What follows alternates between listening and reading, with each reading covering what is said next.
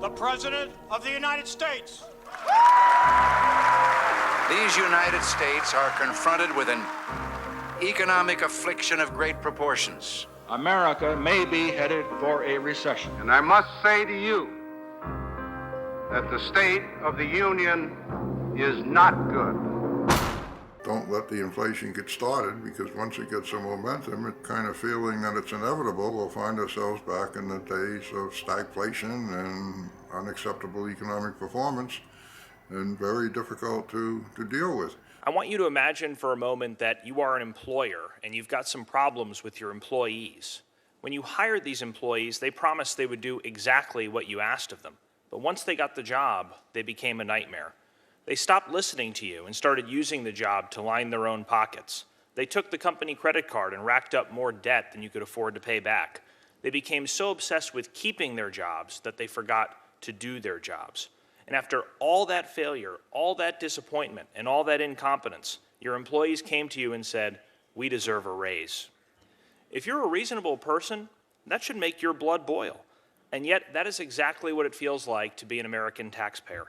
We are engaged in a long and hard fight against inflation. Our trade deficit is too large. Part of our trouble is that we have been self-indulgent, and now the bill has come due. This is an NBC News special report. All kinds of economic indicators turning south. New foreclosure stats out today and the like. Tim, these are tough times for the president to face the press. He is hearing it from everybody in his own party, the opposition party, and from the American people. Prices are skyrocketing, and they're asking, what's the government going to do about it? The Paul Revere of America these days is David Walker, the Comptroller General, who is absolutely dedicated to the idea of bringing to the attention of the Congress and the American people the fiscal crisis is looming out there. The United States is not exempt from the laws of prudent finance. The American people understand that. You can't spend more money than you make, charge the credit card to an unlimited fashion without having some day of reckoning. That's just a fact. The first three words in our Constitution are "we the people." It's written larger than anything else because the framers of that document, the architects of our republic, wanted to remind you at all times who's in charge. We the people. We are your employers, and you have an obligation to listen to us. So I come to you with a message from the American people. We demand term limits for members of Congress. With respect to the fiscal crisis looming out there in the future, we'll see whether a democracy can deal with an obvious problem that's going to be present in not too many years, and the earlier we take action to deal with it, the better. In fact, according to the most recent national polls on the issue, 82% of Americans want term limits. That includes support from 89% of Republicans, 76% of Democrats, and 83% of independent voters. This is not a left or right issue. This is an American issue. In fact, term limits could be the only issue with support from both President Trump and former President Obama. We must act today in order to preserve tomorrow. We must solve problems, not leave them to future generations. We won't leave it to our children and our grandchildren. We must not go back to unwise spending. We must strive to break the calamitous cycle and help dispel the uncertainty that so many feel about our economy. I have served in Washington on multiple occasions under Democratic and Republican presidents. I've never seen Washington so out of touch and out of control. Now, there was a time about 25 years ago when Congress was debating this. Nearly every opponent of term limits up here had the same rebuttal: experience, experience, experience. We need experience to do this job right. If only you leave your Congress member in office for decades on end, he or she will become such a policy expert that all our problems will be solved. In hindsight, that was one of the worst predictions ever. This system is broken. Article 5 of the U.S. Constitution describes the ways that the Constitution can be amended, which has happened 27 times as of 2019, first with the Bill of Rights and 17 times since. The only way it's ever been done has been through a 2/3 majority vote by Congress, but there's also another way to amend the Constitution. That is for 2/3 of the states to call for a convention to propose an amendment. If 34 states call for a convention, Congress is required to schedule one, and at this convention, an amendment can be proposed. Congress then sends the proposed amendment out to the states for ratification, meaning each state legislature now gets to vote on whether to keep or scrap the amendment produced by the convention. If, and only if, 3/4 of the states ratify it, the proposed amendment would then become law. A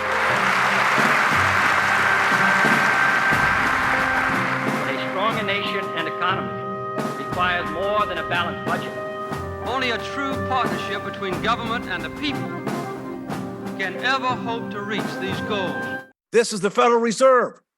They're holding the Federal Reserve rate down at extraordinarily low levels in order to be able to help the government deal with its debt. It has expanded its balance sheet dramatically. It's buying most of the new debt in order to hold interest rates down. It is basically self-dealing with U.S. debt. Politically speaking, the cost of corruption can be kept off the books through the use of unlimited debt. If you're only going to pay for half of something and you're going to finance the rest with government debt, then every new spending program feels cheaper. If there's no immediate cost to people, then there's an incentive here for members of Congress to keep spending or keep creating new programs. And so what the tax plan that we're putting forward does is it lowers rates. Here's a tax cut. Here's a brand new sparkly program. Don't worry, it won't hurt the economy. It will pay for itself. That's pretty tempting, so people are going to respond to that. So you have political parties that are preferring that message, which is a lot easier. Between 75 and 80% of the American people want a balanced budget amendment. They know there's something fundamentally wrong with borrowing money every year to pay for your government. I have given up on it happening through Congress. So clearly, Washington is unlikely to fix this issue. I do believe that it might eventually happen through Congress, but only when there is the pressure from the states. So total debt subject to the debt ceiling, which has been suspended for a few more days, $27.1 trillion. Total pension retiree health care obligations, $9.4 trillion. Other commitments and contingencies, $0.1 trillion. Unfunded Social Security Medicare obligations, $65.5 trillion. The real number is not $21 trillion. It's not $28 trillion. It's $102 trillion. The incumbent advantage creates a barrier to entry for everyday Americans without the connections to fund a campaign. It is the case for term limits. Elections may, in theory, be capable of dethroning incumbents, but that isn't how it works in the real world. Congressional incumbents have a 98% re-election rate. That probably explains why Congress looks more like a country club than a melting pot. It's predominantly made up of lawyers and politicians and is disproportionately old, white, rich, and male. Term limits would give us a legislature that better reflects the diversity of our society. So we need the states to start applying for a convention, essentially saying, hey, Congress, if you're not going to fix this problem, we're going to fix it. So term limits is a check on arrogance, it's a check on incumbency, and it's a check on power. It's a way to restore political courage while bringing fresh faces and ideas to Washington. As Ben Franklin said, for the rulers to return among the people was not to degrade them, but to promote them. As Kanye West said, no one man should have all that power. Never, during any war that we had, whether it's external or internal, during the Great Depression, we never had public debt to GDP over 35 to 40%. World War II was the exception. It was the exception because we were betting the ranch.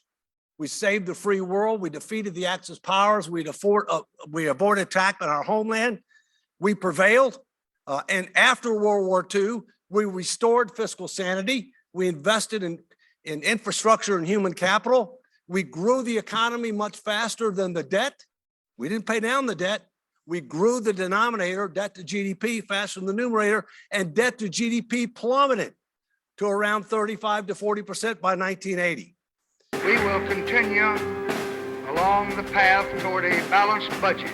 Once it's balanced, we will start paying off the national debt. And now we are on course for budget surpluses for the next 25 years. Here's the dilemma we face. Over 80% of Americans want term limits to happen. Donald Trump and Barack Obama want it. It is being blocked purely by the self-interest of Congress. If this were a trial, you all would have to recuse yourselves because there is a colossal conflict of interest. If term limits pass, you won't stay in the limelight forever. You won't be the center of attention. And some people might even stop laughing at your jokes. 1912, Three things happened in 1912 that expanded the size of government, undercut states' rights: income tax, Federal Reserve, and in addition to that, the direct election of senators rather than appointment by state legislatures and undercut state rights. 2003, three things happened that convinced me that things were out of control. Second round of tax cuts, debt financed. Invaded a sovereign nation without declaring war, debt financed. Expansion of Medicare to include prescription drugs, added $8 trillion in new unfunded obligations when Medicare was already underfunded. So those hoping to achieve undue influence over policy open the door through campaign funding, then advance the policies they want enacted through lobbying. But how can they be sure of their return on investment? Because unlimited federal debt means there's infinite room in the budget for everyone seeking special favor to get what they want. Congress has given us $22 trillion in debt, the longest war in American history, a broken healthcare system, a broken immigration system, a tax code written by lobbyists, an explosion of money in politics. Worst of all, too few here have the courage to address these problems because the only focus is on getting reelected. That's why it comes as no surprise that Congress has a 14% approval rating, and 60% of Americans say that they would fire every single member of Congress if they could. And the founders understood that that could happen. And that's why they put in Article 5, where the states would reassert themselves and would do things that Congress should do, but for one reason or another, they failed to do. And therefore, the ultimate power goes back to the people through state legislatures. Right now, they seem to be accountable solely to special interest and PACs and getting reelected. I could take this back to 1789. This only goes from 1900. Let me give you the bottom line. Until World War II, the United States never had public debt to GDP more than 35 to 40%. The message long-term incumbents send to young people like me seems to be, we want you just close enough to the political process to help us win, but don't get too close and take our jobs. The American people have lost confidence in this Congress, and for good reason. We routinely see abuses of power. 18 months ago, it was revealed that members of Congress were secretly using taxpayer money to settle lawsuits, some for sexual harassment. You still haven't disclosed how our money was spent and on whose behalf. If we don't solve this problem, three things are going to happen. Federal taxes are going to go up significantly, and the longer we wait, the higher they're going to go. There'll be fewer state and local grants, and there'll be more unfunded mandates. You think the federal government's going to stand back and say, okay, we're done, we're going to let you do everything? No, they're still going to want you to do things. They're just not going to pay for it. Congress is less popular than traffic jams, root canals, and hemorrhoids. You're beating head lice, but the lice have asked for a recount. Unfortunately, elections alone cannot fix this problem. Not because voters like you guys so much, but due to the nearly unbreakable power of incumbency. At the same time members of Congress publicly claim elections are free and fair, they secretly deploy every trick in the book to keep power. Unless we act forcefully, and now, the economy will get worse. But I pledge to you tonight that the full powers of this government will be used to keep America's economy producing. What we need is spending discipline in Washington, D.C. And thus restore balance to our economy. Incumbents get $9 in special interest money for every dollar that goes to a challenger. And if incumbents are having difficulty raising money, not to worry, they're allowed to send campaign-style mailers at taxpayer expense. That's to say nothing of all the free media and name recognition politicians naturally get just for being in office. Our government was supposed to be dependent on the people alone. Now it's really just dependent on whoever can afford to influence our politicians. People talk about deficits. People talk about debt. That's not really the right metrics. What we need to be focused on is debt as a percentage of the economy and how much interest we are paying as a percentage of the budget. Those are the two things that matter. The provision in the Medicare law that protects skyrocketing drug prices for pharmaceutical companies doesn't come at the cost of a new defense contract or customized tax rates for corporations who lobby for them. There's room in the budget for all of these.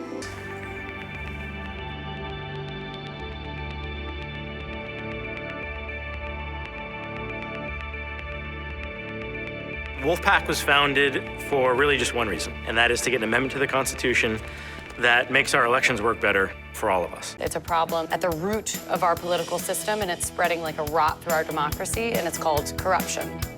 What's the future look like? By the way, both these graphics are before the latest COVID-19 legislation, which is about $2 trillion, not counting the stuff that they're talking about now. What are we going to be spending money for in the future based on the Congressional Budget Office? This is before the latest COVID legislation. Interest. And what do you get for interest? Nothing. The status quo is unacceptable and unsustainable. Our country and our family's future is at risk. You need to be part of the solution. We can either conform, we can quit, or we can fight. And I've chosen to fight. Anything proposed by a convention needs to be approved by 75% of our states afterwards. Congressional Research Service has released, I think, 4 reports at this point. American Bar Association, we have constitutional scholars on the left and the right. They all point to the ratification as being the safeguard, right? That's the bottom line. When people use the word runaway convention, what they're implying is that you can change the Constitution at a convention. And that's just simply not true. The Article 5 of the US Constitution is crystal clear that a convention can only propose. And it goes out to the states, and 38 states have got to ratify it. It is the mechanism that the states have to fix a broken Washington. It's the one that the founders gave us specifically for that purpose. And it would cause Congress to become much more accountable to the states and the people than they currently are. God bless.